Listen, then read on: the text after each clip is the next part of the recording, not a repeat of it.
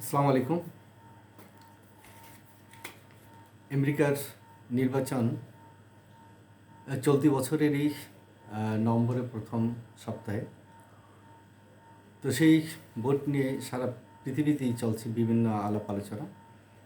আর আমেরিকার ভিতরেও বেশ আলোড়ন চলছে, কারণ ট্রাম্প এবং বাইডেন গত নির্বাচনে যে 2000 নির্বাচন হয়ে গেল, সেখানে ট্রাম্পকে হারিয়েছে বাইডেন, কিন্তু ট্রাম্প তা মেনে নেয়নি। কিন্তু সেই দুই জুটি আবার নতুন করে আবার এই 2024 নির্বাচনে ক্যান্ডিডেট। তার মধ্যে দেখা গেল যে গত শুক্রবার তারা দুজন মুখোমুখি হয়েছিল যে তাদের পলিসি নিয়ে আলাপ আলোচনা করার জন্য। অর্থনীতি, অভিবাসন নীতি, সামরিক কৌশল, তারপরে অভিবাসন, বিভিন্ন বিষয় নিয়ে দুজনেই মুখোমুখি হয়েছিলেন। এবং সেখানে দেখা যাচ্ছে যে ট্রাম্প বেশ সপ্রতিভ, তিনি বেশ জোশ নিয়ে কথা বলেছেন, কিন্তু বাইডেনকে বেশ মনে হয়েছে যে তিনি কেমন যেন একটু ভারাক্রান্ত, এবং তার মধ্যে এই যে প্রাণচাঞ্চল্যতা কিংবা তার মধ্যে যে তারুণ্যতা, সেটা দেখা যায়নি, যেটা ট্রাম্পের মধ্যে দেখা গেছে।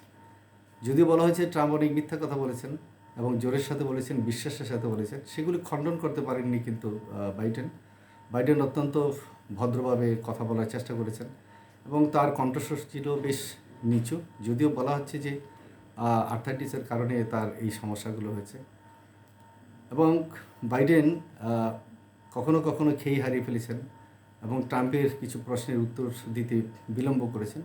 তাতে যারা দর্শক আছে এবং যারা টেলিভিশনের মাধ্যমে দেখেছে, তাদের মধ্যে যে চূড়ান্ত যে বিচারের যে খেলা হচ্ছে, সেখানে দেখা যায় যে একটি পক্ষ ট্রাম্পকে বিজয়ী মনে হয়েছে, আরেকজন বলেছেন যে ট্রাম্পের কাছে খুব ম্লান হয়ে গেছে বাইডেন। এবং ট্রাম্পের যে পার্টি রিপাবলিকান, সেখানে বেশ আনন্দ উৎফুল্লতা যে তাদের লিডার ভালো করেছে ট্রাম্পের সাথে আলোচনায়। আর বাইডেনের যে পার্টি, তাদের লোকজনটা অনেকটা হতাশ। আবার কেউ কেউ হয়তো বলেছেন তিনি ধীরে শুরু করেছেন কিন্তু শেষটা ভালো করেছেন। কিন্তু তারপরেও যে বাইডেনের বয়স অনুপাতে তিনি যে বিমানের সিঁড়ি থেকে তিনি পড়ে যাওয়া কিংবা সাইকেল চালাতে গিয়ে পড়ে যাওয়া, কখনো কখনো একটু ভুল বলা, যেমন তার ভাইস প্রেসিডেন্টকে কখনো কখনো ফার্স্ট লেডি বলা, এইভাবে আসলে মানুষজন বলছেন যে তার মধ্যে একটা আনফিটনেস কাজ করছে। কারণ তিনি যে বয়স হয়ে গেছেন, বয়সের কারণে তার মধ্যে অনেক স্মরণশক্তি কিংবা তার যে স্মার্টনেস, তার চলাফেরার যে শক্তি, সামর্থ্য, এটা অনেকটা কমেছে। কিন্তু ট্রাম্পের মধ্যে সেটা লক্ষণীয়। ট্রাম্প খুব চমৎকারভাবে কথা বলেন, যদিও মিথ্যা কথা বলেন, খুব সুন্দরভাবে কথা বলেন, উপস্থাপন করেন, যেগুলি মানে বাইডেন কর্তন করতে পারেনি। তো যাই হোক, তারপরেও বাইডেনের যে পার্টি ডেমোক্রেটিক, সেই ডেমোক্রেটিক পার্টি থেকে একটা গুঞ্জন চলছে যে আসলে আগামী নির্বাচনে বাইডেনকে পাশ করে নিয়ে আসা খুব কঠিন হবে। তো সেখানে বিকল্প কে আছে? বিকল্প আসলে সেরকম কেউ নেই। আর বাইডেনও বলছেন যে আমার বয়স কোনো ব্যাপার নয়, আমি এই নির্বাচনে জয়লাভ করতে পারবো, আমি থাকবো। কিন্তু তার মধ্যেও দেখা যাচ্ছে যে পার্টির ভিতর থেকেই কথা বলছে যে বারাক ওবামার স্ত্রী মিশেল ওবামাকে প্রেসিডেন্ট ক্যান্ডিডেট করা যায় কিনা। এখনও পর্যন্ত স্পষ্ট কিছু নয়, কিন্তু গুঞ্জন আছে যে বারাক ওবামার স্ত্রী মিশেল ওবামা হয়তো অবশেষে ক্যান্ডিডেট হতে পারে। সেটা অপেক্ষার পালা, আমরা দেখছি কি হয় না হয়। তবে একটি জিনিস আমি আলোচনার মধ্যে করতে চাচ্ছি, এই যে ট্রাম্পের বয়স 78 আর বাইডেন বয়স 81, কিন্তু ট্রাম্প যদি বিজয়ী হয়, সেও একসময় বয়সী হয়ে যাবে। তখন তার মেয়াদ যখন শেষ হয়, তার বয়সও 82 হবে। আমেরিকার ইতিহাসে সবচেয়ে বেশি বয়সী প্রেসিডেন্ট হবে। এই 3 বছরের ডিফারেন্স আসলে কোনো বিষয় না। কিন্তু তারপরেও ট্রাম্পের যে স্টেমিনা, ট্রাম্পের যেই প্রাণচাঞ্চল্যতা, এবং ট্রাম্পের যে কথা বলার স্টাইল, সেটা দর্শককে খুব বিমোহিত করেছে। কিন্তু বাইডেন কিন্তু সেটা পারেননি। তিনি কীরকম ম্রিয়মাণ, তিনি যেন ভীত, কম্পিত এরকম একটি মনে হয়েছে। আমিও দেখেছি অনুষ্ঠানটি, কিন্তু তারপরেও মনে হলো যে ট্রাম্পই ফিটনেস, শারীরিক ফিটনেস দিকে, মানসিক ফিটনেস থেকে ট্রাম্প বাইডেন থেকে বেশ আগানো মনে হচ্ছে। তবুও বয়স কোনো আসলে ব্যাপার নয় যদি সঠিক সিদ্ধান্তটা দিতে পারে। কিন্তু সেক্ষেত্রে বাইডেন নিয়ে একটু প্রশ্ন অবশ্যই আছে যে তিনি কখনো কখনো খেই হারিয়ে ফেলেন, সঠিক সিদ্ধান্তটা সঠিক সময় হয়তো নিতে পারেন না, এরকম একটি ঘটনা। তারপরে দেখা যায় যে আমরা দেখেছি দুইটি পার্টির ক্ষেত্রেই যে যে যুদ্ধ যখন হয়, বিশেষ করে ট্রাম্প যখন ক্ষমতায় ছিল 2000 সাল পর্যন্ত, তখন দেখা গেল যে ট্রাম্পের সময় আসলে সারা পৃথিবীতে এরকম নতুন কোনো যুদ্ধ হয়নি, বরঞ্চ সুদানে যে যুদ্ধ ছিল সেটাকে তিনি ঠান্ডা করেছেন। ইউক্রেন থেকে সৈন্য প্রত্যাহারের বিষয়টি তিনি কিন্তু সিদ্ধান্ত দিয়ে গেছেন। তারপরে ইরাক এবং তারপরে সিরিয়া, এই সমস্ত ব্যাপারে তার আগ্রহ ছিল না। তার কথা হলো আমেরিকা ফার্স্ট, আগে আমাদের দেশকে রক্ষা করতে হবে, দেশকে শক্তিশালী করতে হবে অর্থনৈতিকভাবে, এবং অভিবাসন নীতিকে তিনি কঠোর করেছিলেন, বিশেষ করে মেক্সিকোর এই পাশ দিয়ে, যাতে মেক্সিকোর লোকজন এখানে আসতে না পারে। কারণ তিনি বলেন মেক্সিকোর লোকটা এখানে আসার পরে দাঙ্গা হাঙ্গামা করে, কিংবা তারা মাদক ব্যবসায়ীর সাথে জড়িত, তারা সন্ত্রাসী ইত্যাদি ইত্যাদি। তাই তিনি সেখানে দেওয়াল দিয়ে মেক্সিকোর যে অভিবাসন সেটা তিনি রোধ করার চেষ্টা করেছেন।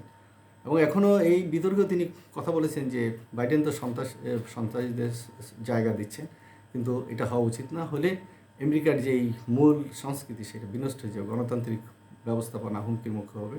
এটা ট্রাম্প কিন্তু অভিযোগ করেছে।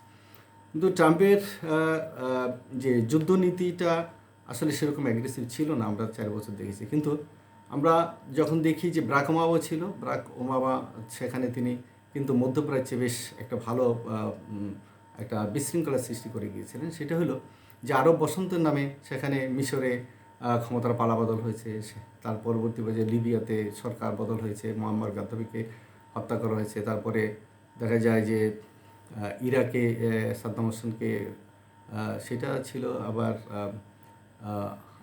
মানে আরেকটা মানে রিপাবলিকানি যে পার্টিরই প্রেসিডেন্ট ছিলেন বুশ, জুনিয়র বুশ, তিনি সে সময় এই আক্রমণ করেছিলেন। তার পরবর্তী পর্যায়ে আমরা দেখি যে সিরিয়ায় এখনও পর্যন্ত সেখানে দখল করে আছে আমেরিকার সৈন্যরা, সেখানে হাজার হাজার সৈন্য আছে, এবং সেখান থেকে তেল ইত্যাদি ইত্যাদি চুরি করা হচ্ছে, আমেরিকা সেগুলি নিয়ে যাচ্ছে। এগুলি কিন্তু আসলে খুব দুঃখজনক বিষয়, কিন্তু এগুলি ট্রাম্প কিন্তু চাচ্ছেন না। ট্রাম্প বলছেন একই কথা, যে আমাদের সোলজাররা কেন ওখানে গিয়ে মারা যাবে, এবং বিদেশের মাটিতে গিয়ে কেন আমাদের যুদ্ধ করতে হবে, আমাদের অর্থনীতি নষ্ট হচ্ছে, আমাদের ছেলেমেয়েরা নষ্ট হচ্ছে, আমাদের সৈন্যদের স্ত্রী পরিজন তারা স্বামীহারা হচ্ছে, তারা ট্রমাতে চলে যাচ্ছে, মানসিক অবসাদগ্রস্ত হচ্ছে। তাই যুদ্ধ একটি মানে শান্তি নয়। আসলে ট্রাম্পের কথা হলো যে অর্থনীতিকে মজবুত করা যায় কীভাবে, যার ধরুন তিনি চীনের উপরে এক হাত সবসময় নিয়েছিলেন। তারপরে মধ্যপ্রাচ্যে বিশেষ করে সৌদি আরবের সাথেও তিনি কঠোর অবস্থা নিয়েছিলেন। সৌদিতে তো বলেছে যে আমরা যদি সরে যাই তাহলে 1 সেকেন্ডও মানে সৌদি রাজপরিবার ক্ষমতা থাকতে পারবে না। কারণ তিনি অর্থকে ভালো বুঝতেন, কীভাবে আর্থিকভাবে দেশকে সমৃদ্ধ করা যায়, মানুষকে কীভাবে কম মূল্যে জিনিসপত্র যায়, এই ট্রাম্পের একটা লক্ষ্য ছিল। এবং ট্রাম্পের সময় অর্থনীতি ভালো ছিল, বেকারত্ব কম ছিল, সেটা কিন্তু সেই দেশের মানুষ জানে। কিন্তু আন্তর্জাতিক ক্ষেত্রে ট্রাম্পের একটা অনীহা ছিল। তিনি বিশ্বের বিভিন্ন দেশ থেকে গুছিয়ে নিয়ে আসার চেষ্টা করছিলেন। তিনি ইউনেস্কো থেকে বের হয়ে গেছেন, জলবায়ু থেকে বের হয়ে গেছেন, তারপরে তিনি ন্যাটোকে সেরকম গুরুত্ব দেননি, ইত্যাদি ইত্যাদি।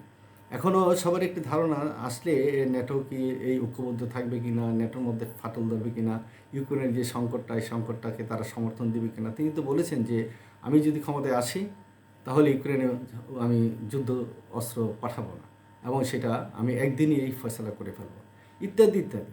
তাহলে সেখানে মানুষের মধ্যে একটা ক্রেজি ভাব দেখা যাচ্ছে যে ট্রাম্পের প্রতি, যদিও ট্রাম্পের প্রতি অনেকেরই অনীহা আছে, ট্রাম্পের প্রতি সবার উদ্বিগ্নতা আছে, কারণ ট্রাম্পের কিছু পাগলামি সিদ্ধান্ত আছে, যে সিদ্ধান্তগুলো হয়তো অনেকেই মেনে নেন না।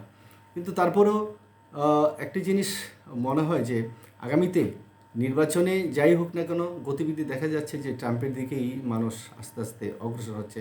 কিন্তু বাইডেন কনফিডেন্ট যে তিনি নির্বাচনে জয়লাভ করবেন। আজকে তহবিল সংগ্রহের ব্যাপারে যে প্রচেষ্টা চলছে, সেখানে দেখা যায় ট্রাম্পের তহবিল সংগ্রহ অনেক বেশি, কিন্তু বাইডেনের এখন কমে যাবে এই কারণে যে তিনি যে মুখোমুখি হয়েছেন ট্রাম্পের সাথে, সেখানে তিনি যে ভালো করতে পারেননি ফলাফল, তাই সেখানে তারা যারা তাকে ফান্ড দিবে, যারা ফান্ডিং করবে, সেই সমস্ত লোকরা একটু নিরুৎসাহিত হবে। কারণ যে হারু পার্টি সবাই পর্যায়ে তার প্রতি মানুষ কিন্তু আগ্রহ কম থাকে, আর যে জিতে পার্টি সেখানে কিন্তু টাকা মানুষ বেশি করে বিনিয়োগ করে। এটা তো একটা বিনিয়োগের মতোই।